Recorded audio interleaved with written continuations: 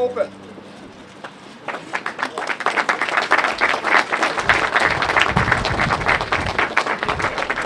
Hydrogen is one of our core products. We are a gases and engineering company, and hydrogen has been in our product portfolio for many, many years. And actually, when I myself started with AGA more than 30 years ago, we were doing research on how to storage hydrogen in an efficient way.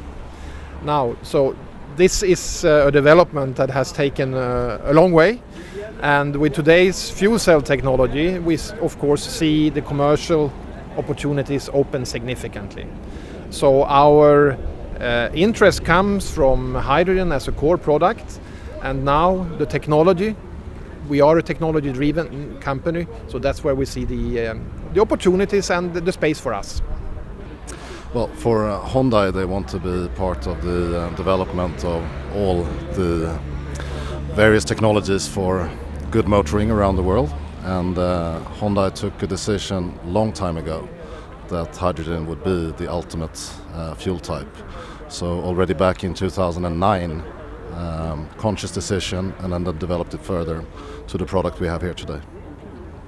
For Toyota, one of our credos is to stay ahead of times. If you go to our global website, you will find that one of the credos of Toyota and the company philosophy is to stay ahead of times. And with my career in Toyota, I can feel that we are really doing this. We have a car over there, which is the first Prius, the first generation Prius, which was introduced 19 years ago. And then, if we look today, we have more than 30 hybrid models, and worldwide we already sold 8 million hybrid cars, and this journey will continue. And now we take it even one step further with the introduction of this car, the Mirai.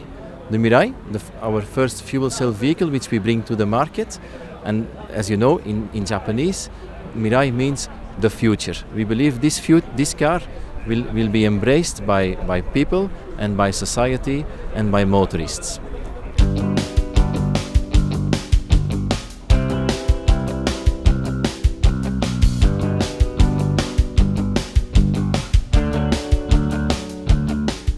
We have high ambitions, but it all depends on how many fuel stations will be built out and how quickly that happens.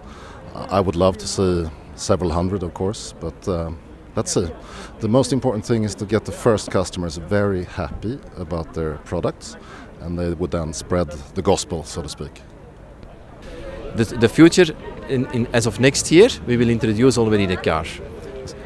It was also asked the question, how many vehicles will you sell? But what we can say is that every person which we will sell this vehicle, he will be fully satisfied. This car delivers exactly the same comfort and capabilities as any normal car, but it even delivers more. It offers the same quiet driving as a battery-powered car, but we don't have any troubles. For instance, in recharging the car, you can recharge in 3 minutes. With one tank you can go 500 kilometers. When it's cold you can use the heating system, no problems. And on top, the best comes at the end. At the back, the only emission is pure water. I think it's important. I have 2 young daughters at home, and it was a great experience actually to take this car home and ask my family to meet me outside when I just returned from the office. And they came out with an empty glass, and turning off the ignition, filled up this glass with pure water that we shared in the driveway and drank. So the only exhaust is pure water. I think this is very much dependent on the interest from the state as one partner, from various companies, and from, of course, the public. Sweden is not the center of the world, unfortunately, in hydrogen development, and I think that is not surprising given the size of the country.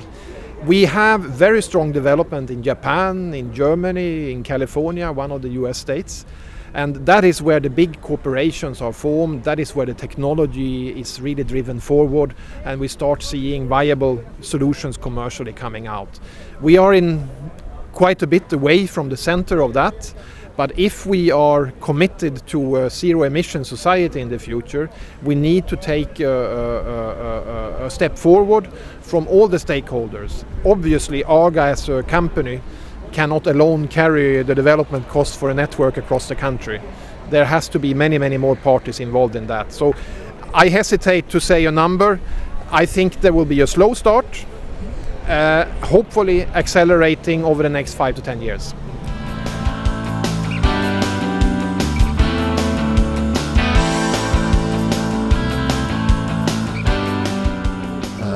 Well, obviously we want to be part of the hydrogen scheme here in Sweden.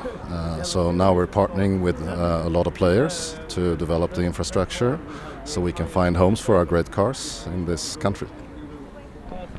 I think that is absolutely essential. I mean, it is based on that project that we have been able to install and deliver this first station.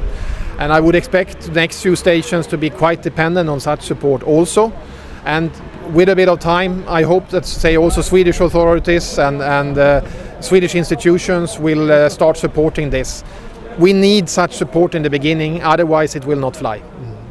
It is important to have cooperation with many stakeholders in order to bring our dream of a hydrogen society into reality. We can sell vehicles, but for fuel cell vehicles we need filling stations and we also need production of hydrogen. Hand in hand we have to work together in order to bring more and more hydrogen vehicles into the market and into our roads.